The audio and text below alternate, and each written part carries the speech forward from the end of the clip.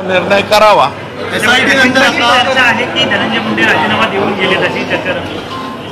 मी काय म्हणतो, राष्ट्रवादीतल्या अंतर्गत प्रश्नाच्या बाबतीत माझ्यासारख्या पामराने काय बोलावे. आता न्यायालयीन समिती काल गठीत करण्यात आलेली आहे. माजी न्यायमूर्तींच्या अध्यक्षतेखाली एक सदस्यीय.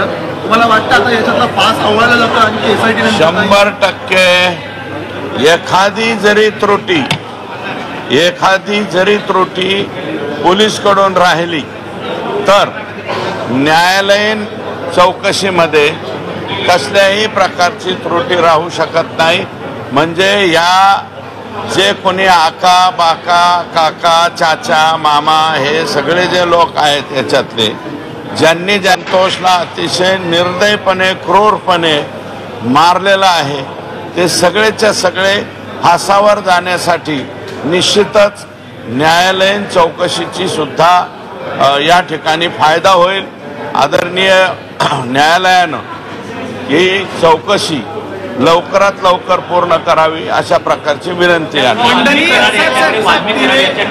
अमेरिकन सिम कार्ड असल्याचं समोर आलेलं आहे. त्या अमेरिकन सिम कार्डवरून तो सिम कार्ड कोणाकडं? अमेरिकेची नोंदणी असलेली सिम कार्ड. वार्षिक करारकडे अमेरिकेची नोंदणी असलेलं सिम कार्ड आहे आणि त्यातून तो अनेकांना धमकी देत असल्यानं आता समोर आले. हे बघा, आका जो आहे हा सोपा आका नाहीये. हा आका 17 मोबाईल वापरत होता. आता तुम्ही नाविन्यपूर्ण योजना सांगितली की अमेरिकेवरून धमकी देत होता. वापरत असेल तेही करत असेल. आका काय काय नाही करू शकत. आकाचा बाका 50 लोकांना प्रत्येक महिन्याला काहीतरी ठराविक रक्कम पाठवत होता. आका ठराविक लोकांना म्हणतोय, लोकांना शब्द वापरतो. तुमचं तुम्ही समजून जा. वाल्मिक कराडच्या खंडणीने तुमच्यावरती गंभीर आरोप केलेले आहेत. त्यांचं म्हणणं आहे की माझ्याकडे सुरेश धस यांचेही काही व्हिडिओ आहेत ते मी योग्य वेळ आल्यावर कोणी माझ्या हे बघा, मी त्या माऊलीबद्दल काय बोललो का? महिला आहे ती माझी भगिनी. माझ्या भगिनीने केलेल्या आरोपावर मी काही बोलणार नाही. कोणताही पुरुष असेल त्याने माझ्यावरती आरोप करावे. व्हिडिओ हे ते अरे कुठंच काय सापडू शकत नाही हो. लय धुतल्या तांदळासारखं आयुष्य जगलेलो आहे. माझं काही व्हिडिओ सापडणार नाही. मला त्या माऊलीबद्दल काहीच बोलायचं नाही. ती माझी बहीण आहे. माऊलीवर मी बोलणार नाही. हा, त्यांच्याच कोणी पुरुषाने बोललं तर त्याला मात्र उत्तर दे.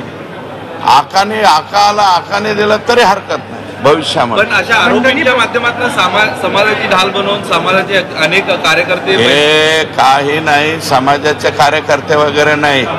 हे फेसबुक व्हॉट्सअप रील्सवरती हे जे एकदम जे पोरं आहेत ज्यांचं ऑलरेडी ह्या लोकांमुळे वाटोळं होऊन बसलेलं आहे. ज्या पोरांनी पुस्तकं हातात घ्यायच्या ऐवजी अभ्यास हातात घ्यायच्या ऐवजी हे नको त्या लोकांचे रील्स बघत बसतात. ते रील्स बघे एक ॲटम नवीन तयार झालेला आहे. त्यातले हे पोरं आहेत, बाकी काही नाही. खंडणी प्रकरण आणि खून प्रकरण एकमेकांशी कनेक्ट आहे. त्यामुळे वाल्मिक 100% खंडणीला आडवा आला म्हणूनच संतोष देशमुख हे कोण मी नाही सांगत, SIT सांगते. त्याच्यामुळं हे जे SIT सांगते ना ते SIT खरं बोलेल ना. आम्ही काही बी बोलू पॉलिटिशियन, पण SIT काय म्हणते, रिमांड जो अर्ज आहे कालचा त्याच्यात जी SIT म्हणते ती हेच म्हणते की खंडणीच्या आडवा आला म्हणून संतोष देशमुखला संपवलं. संजय राऊतांपासून सगळे जे विरोधी पक्षाचे नेते अनिल देशमुखांपर्यंत आता आरोप करत आहेत. आज जो सैफ अली खानवरती हल्ला झाला त्याचं बीड प्रकरणाशी कनेक्शन जोडलं जाते. बीड पासून मुंबईपर्यंत आता कुणी सुरक्षित नाहीये असा आरोप केला जातो. हे चोरी करायला आलतं वाटतं ते सैफ अली खान.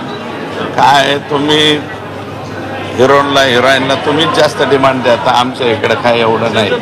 त्याला मारला असेल ना तर त्याला बी अटक करा ना. अहो, संभाजीनगरमध्ये काल परवा एका मुलाचा जागेवरती मर्डर झालाय. तुमच्याकडे बातमी सुद्धा नाही. सैफ अली खानच्या बातमीमध्ये असा मर्डर झालेला तुम्ही का डावलता?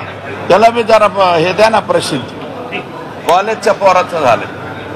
हा.